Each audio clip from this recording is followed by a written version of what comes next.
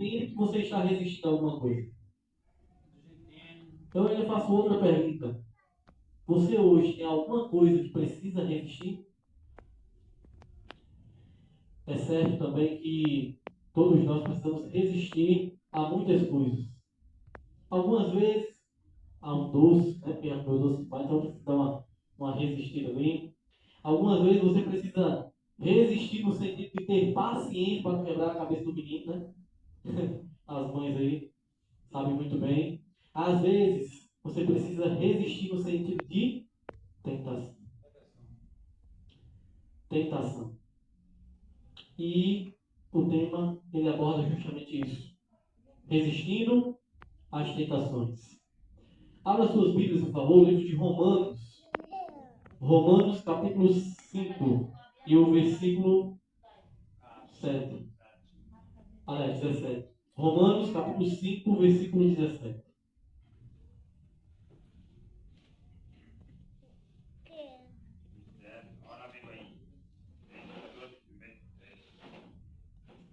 Romanos, capítulo 5, versículo 17.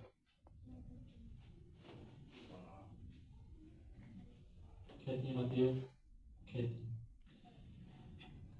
Todo mundo já encontrou aí? Romanos, livro de Romanos, Novo Testamento. É Mateus, Marcos, Lucas, João, Atos dos Apóstolos e Romanos. Romanos, capítulo 5, versículo 17.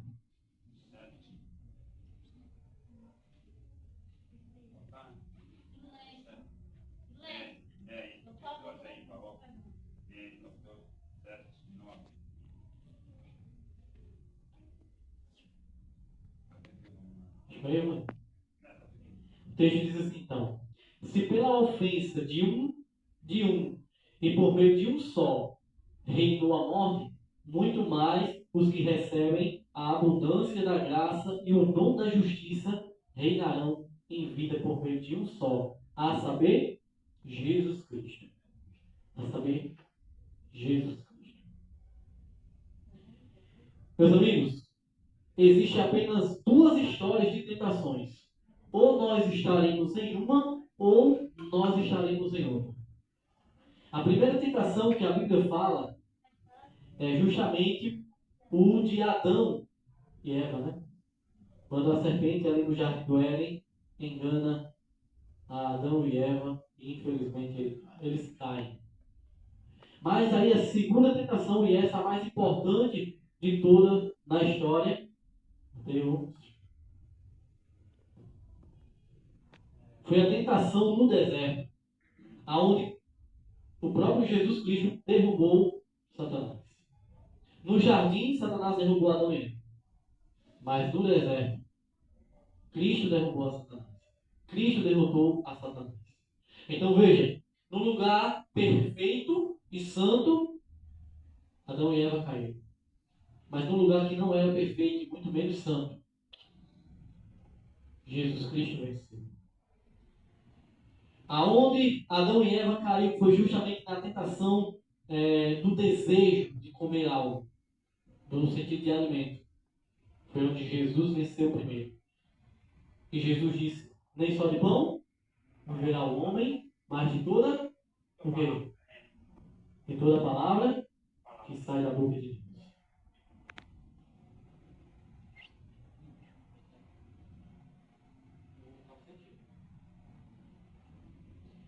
Então essas são as duas histórias. Se nós estaremos em uma ou estaremos em outra.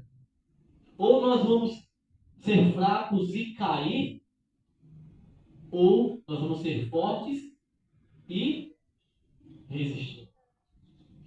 Então, eu ainda diria mais aqui de acordo com esse texto aqui. É interessante porque o próprio Paulo fala, né, que pela ofensa, né, pelo pecado de um só, né, veio, então, a morte. E eu gostaria até de ler aqui, ó, Romanos capítulo 5, versículo 12.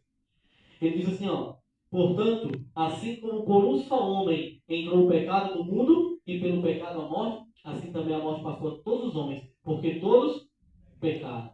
Mas pela morte de um só homem, que no caso Jesus Cristo, ele venceu a morte e nos deu a vida eterna. Pela desobediência de um, todos foram condenados. Mas pela obediência de um, esse é o Jesus Cristo, que nos trouxe a graça, que nos trouxe a justiça, hoje nós podemos ser chamados filhos de Deus. E podemos também resistir ao pecado.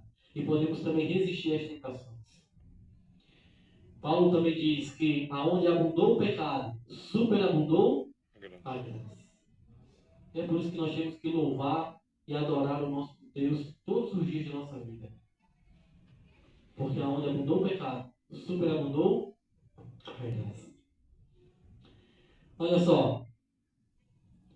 A tentação é sempre um atalho. Teve um camarada que ele disse uma frase interessante.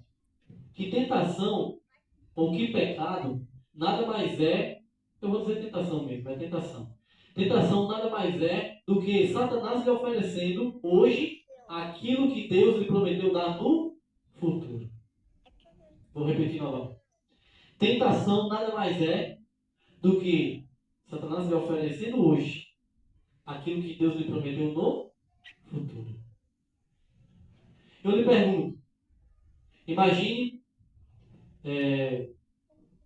você com 5 anos de idade. Aí, seu pai vai lá e lhe dá um videogame de última geração. Você vai ter maturidade para brincar ali de uma forma legal e que não fica assim viciante. Vou colocar uma outra coisa, uma outra situação. Imagine você aí com 15, 16 anos, aí seu pai lhe dá um carro ou uma moto. Tá certo isso? Não. Mas vamos pensar de uma outra maneira.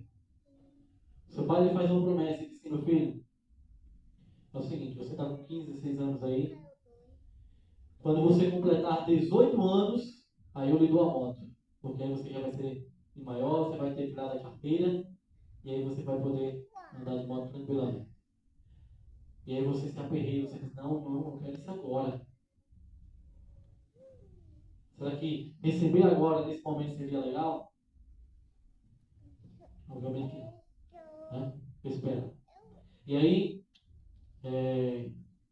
aqui traz, né, a história aqui traz que hoje muitas pessoas elas têm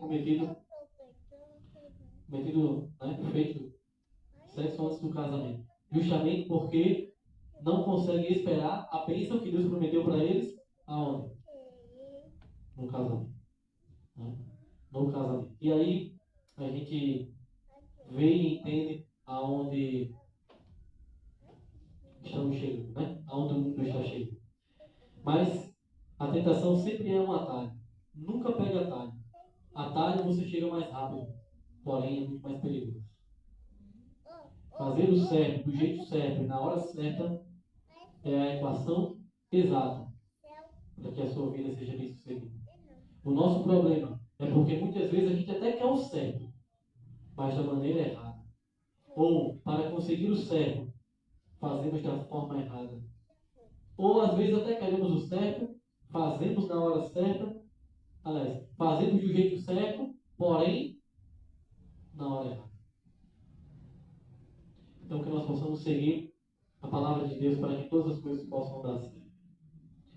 Então, esse é o dilema. Hoje, nós somos mais parecidos com Adão, no sentido de cair, ou nós somos mais parecidos com Jesus, no sentido de resistir à tentação?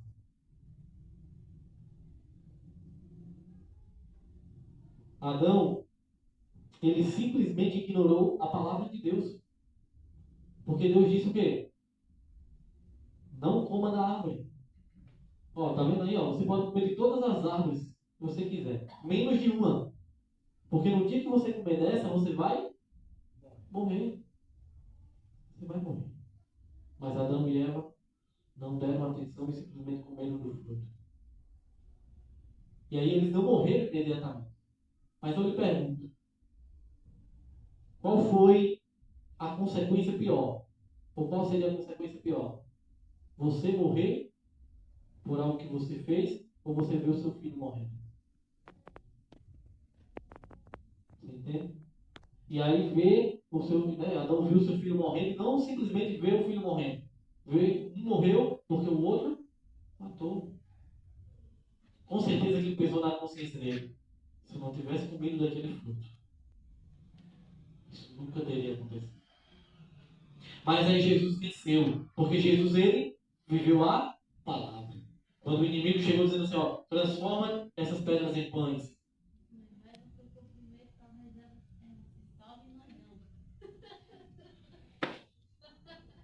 Mas aí tem um detalhe que a gente vai chegar já já.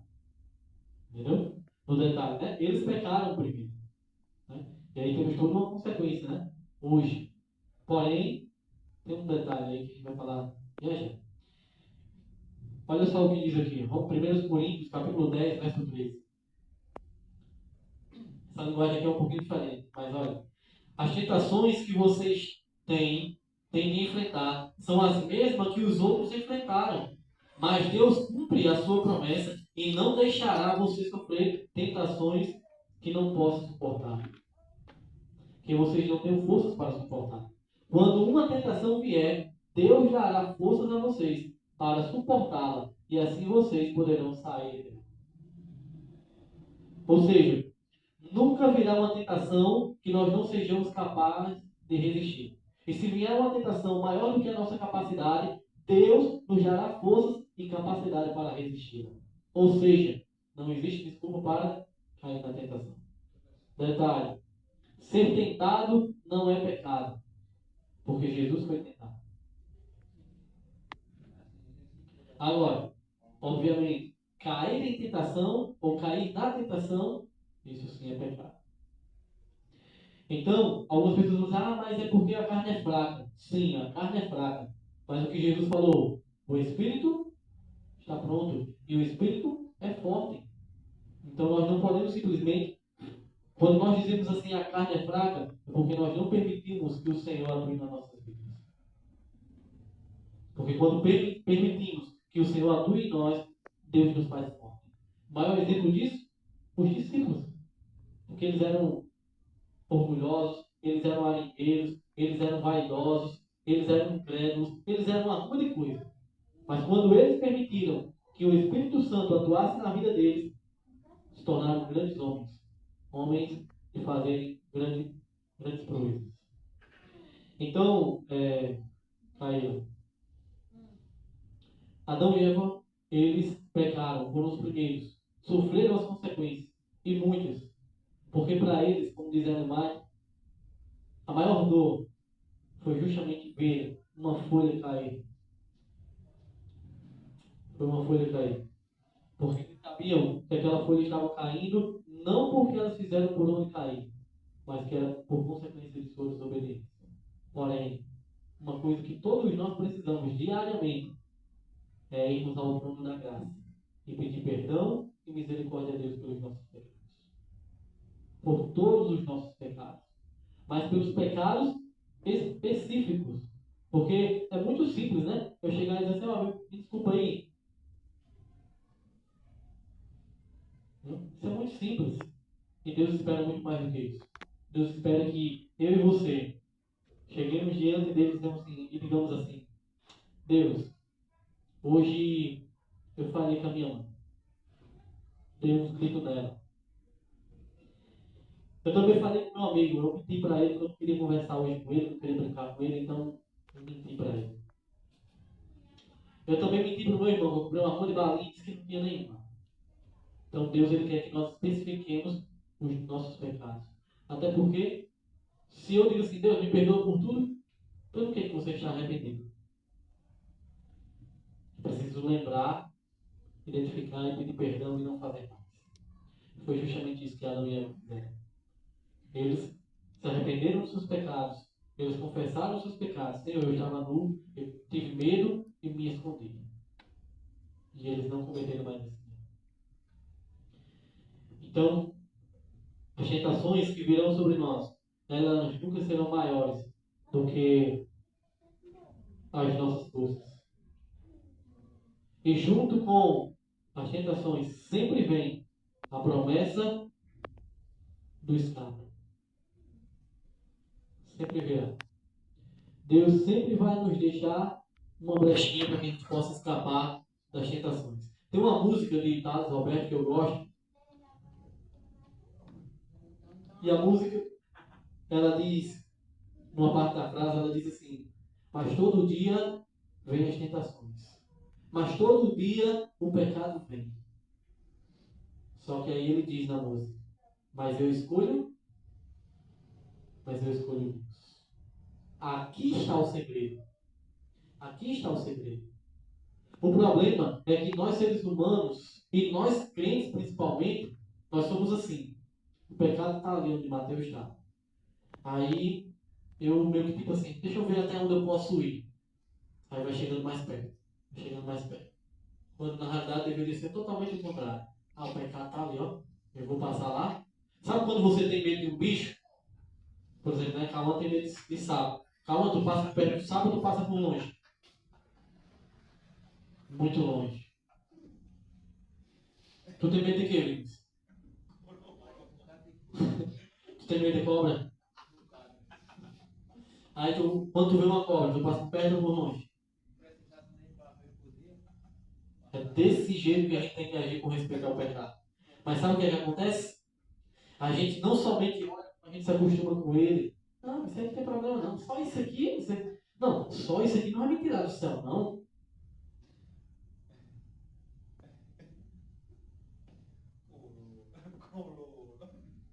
Um dia, a mulher falou justamente isso pra mim. Não, mas só por causa disso aqui, quer dizer que eu vou me perder só por causa disso aqui?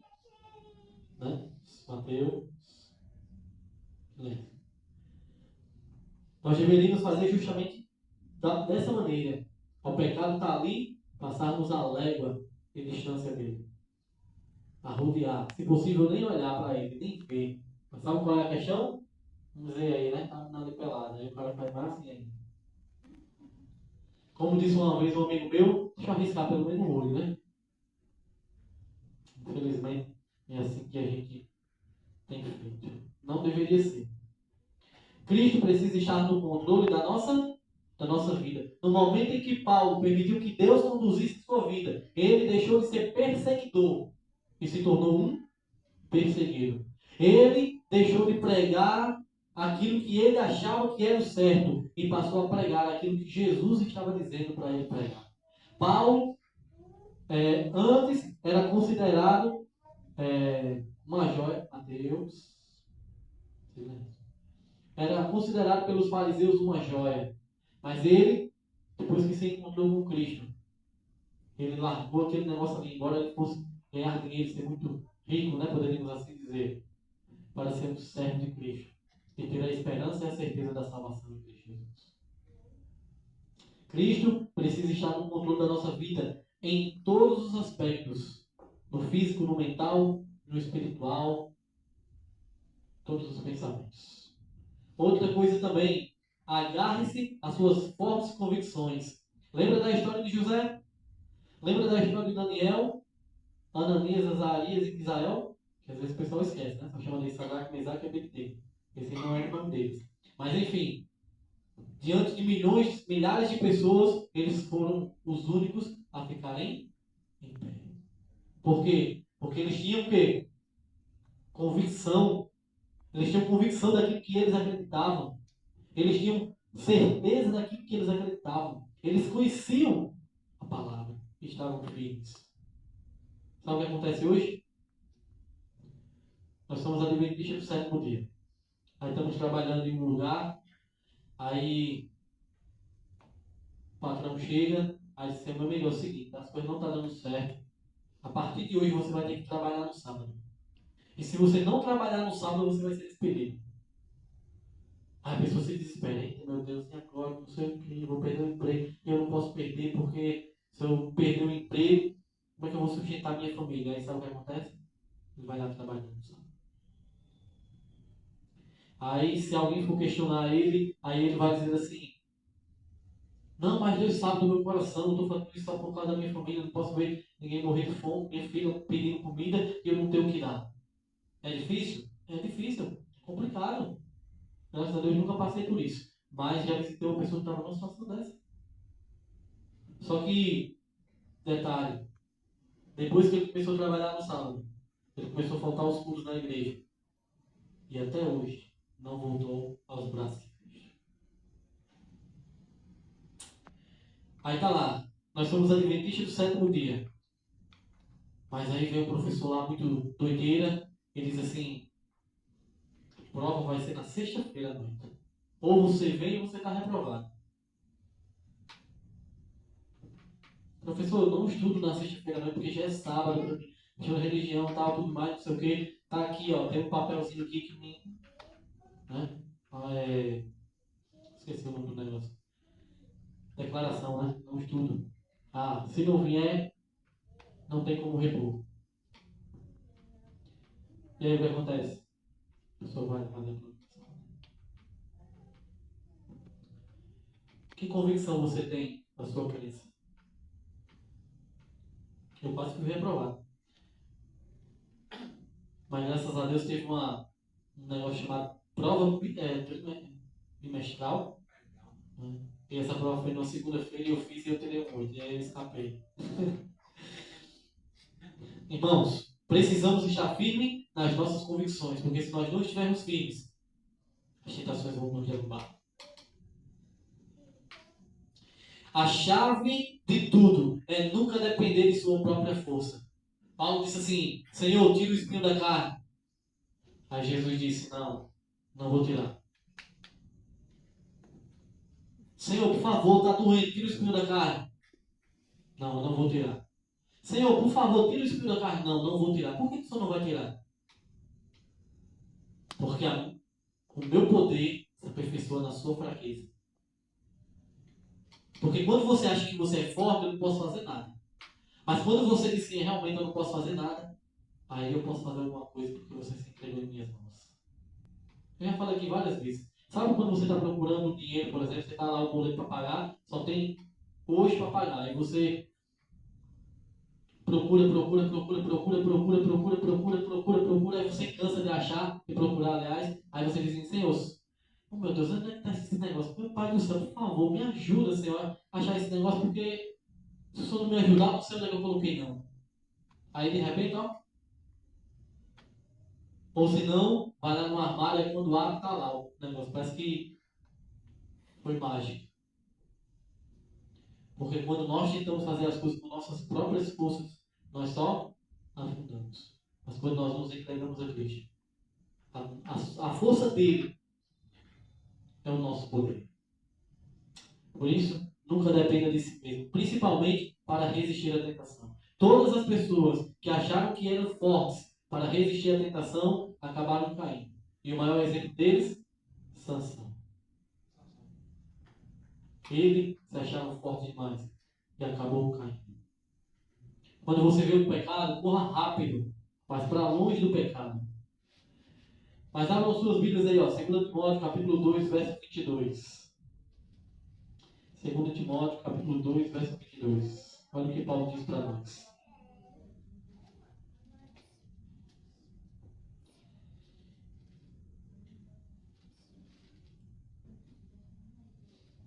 O texto dele, ó. Olha só o que Paulo diz, aí o conselho de Paulo para cada um de nós, principalmente, né? Ele diz assim, ó, foge, outro sim, das paixões da mocidade, segue a justiça, a fé, o amor e a paz com os que, de coração puro, invocam o Senhor. Meu amigo, fuja. Se o teu amigo, se o teu colega está te chamando para enrascada, meu irmão, corra e não olhe nem para trás. Corra.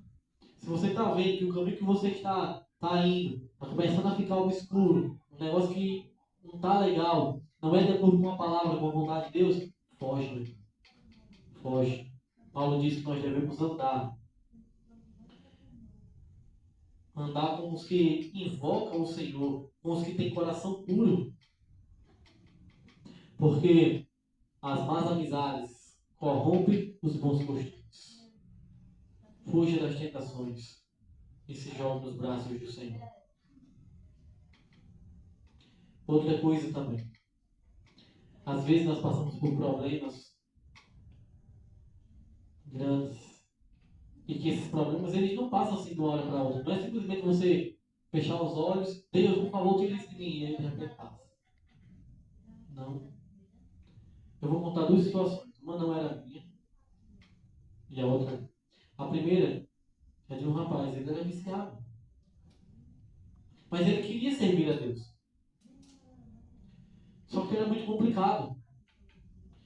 E aí, como foram passando dias, e aí a abstinência foi causando dor nele, febre, enfim, tantas e tantas coisas, ele não, apesar de orar, apesar de pedir, ele não resistiu e acabou caindo em tentação. E uma outra vez foi comigo. Uma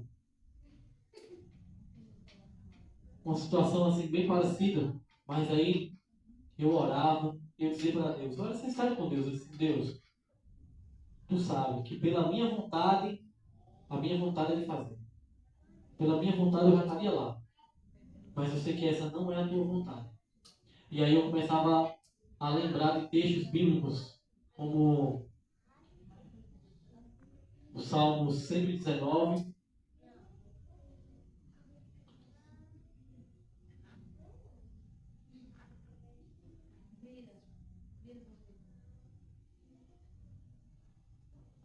Salmo 119, versículo 9, que diz assim, escondi tua palavra no meu coração para não pecar contra ti.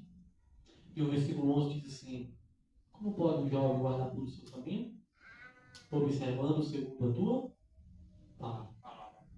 Eu coloquei esses versos na minha mente, eu coloquei no meu coração. E repetia várias e várias vezes. E começava a colocar o foco, o pensamento em outras coisas, coisas de Deus, obviamente, para não cair em tentação. Foi assim que eu venci a tentação. E na realidade é assim que a palavra de Deus nos ensina para vencermos a tentação. Temos que esperar com paciência, mas temos que orar também. Orar, clamar a Deus, lembrar da sua palavra. Por isso que é importante gravarmos textos em nosso coração, em nossa mente, textos bíblicos. Jesus disse, né? Nem só de pão viverá o homem, mas de toda palavra que sai da boca de Deus. Não esqueça desse verso. Nem só de pão viverá o homem, mas de toda palavra que sai da boca de Deus. Se vivermos pela palavra, a palavra vai nos santificar. Se lermos a palavra todos os dias, ela vai nos corrigir, ela vai nos direcionar. Porque o Espírito Santo vai falar conosco, o Espírito Santo vai falar em nosso coração, ao nosso coração. E aí vamos poder vencer. Viver por Jesus é ser uma pessoa da palavra. Então, quando nós dizemos assim, ó, vivemos. Ontem, Vinícius falou uma frase que eu sempre gostei de falar também, essa frase. Porque é muito fácil você dizer assim, eu vou morrer por Cristo. Eu morro por Cristo. Claro, você ainda não está com o revólver na sua cabeça, né? Mas o mais difícil realmente é você viver por Cristo. Porque antes de morrer, nós precisamos viver por Cristo. Uma vida inteira.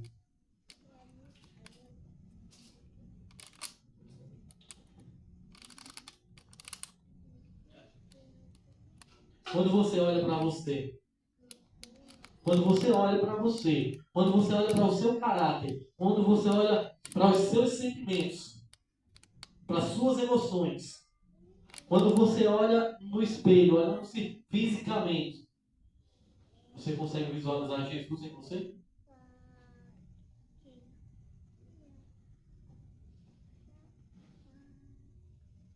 Essa é a principal questão. Aqui diz assim, ó, Colossenses capítulo 3, verso 1 ao 3. Se, pois, fostes ressuscitados juntamente com Cristo, buscai as coisas que estão lá de cima, onde Cristo está, assentado à destra de Deus. Pensai nas coisas que são de cima, e não nas coisas da terra. Porque morrestes, e a vossa vida está escondida em Cristo e em Deus. Está escondido com Cristo em Deus. Irmãos, precisamos pensar nas coisas lá do alto. Os nossos pensamentos devem estar voltados para as coisas do céu, coisas santas, coisas purificadas, coisas boas. Então que Deus possa nos iluminar, que Deus possa nos abençoar. A música vai estar aí no seu lápis. Você já dá pausa aí. Então que nós possamos pensar nessas coisas. E que nós possamos deixar Cristo nos moldar cada dia. Para que quando nós olharmos para nós mesmos, nós possamos ver Cristo em nós. E que quando as pessoas olharem para nós, elas possam ver também Cristo em nós. Que elas possam dizer assim, rapaz, você é uma pessoa diferente. Ei, você é uma mulher diferente. Tem que falar em pessoa diferente, mulher diferente. Eu me lembrei de uma outra história e eu quero finalizar com essa história. Tem uma mulher que ela vivia reclamando da vida. E aí toda vez que a mulher encontrava a vizinha, só tinha reclamações para falar para a vizinha. Nunca tinha uma coisa boa para dizer. Mas aí teve um dia que a vizinha encontrou com ela, ela estava sorridente. Ela nesse dia não contou nada ruim, só contou coisas boas. E aí a mulher disse assim, a vizinha perguntou, e aí, mulher, o que foi que aconteceu? Você está tão sorridente, você está aí só contando coisas boas. O que mudou na sua vida? Aí ela disse, na minha vida não mudou nada. Aliás, ao meu redor, né? Na minha vida não mudou nada. Mas eu mudei. Mas eu mudei. Porque muitas vezes nós esperamos as coisas ao nosso redor mudar. Nós esperamos o marido mudar. Nós esperamos os filhos mudarem. Nós esperamos a esposa mudar. Nós esperamos os amigos mudarem. Quando na verdade quem tem que mudar? Somos nós. Somos nós. Simplesmente isso. Permitir que Cristo atue em nossa vida. Para que nós possamos dizer como Paulo disse. Já não sou eu quem vivo, mas Cristo vive em mim. E que louvado seja Deus. Gostaria que vocês ficassem de pé. Nós vamos cantar um hino agora.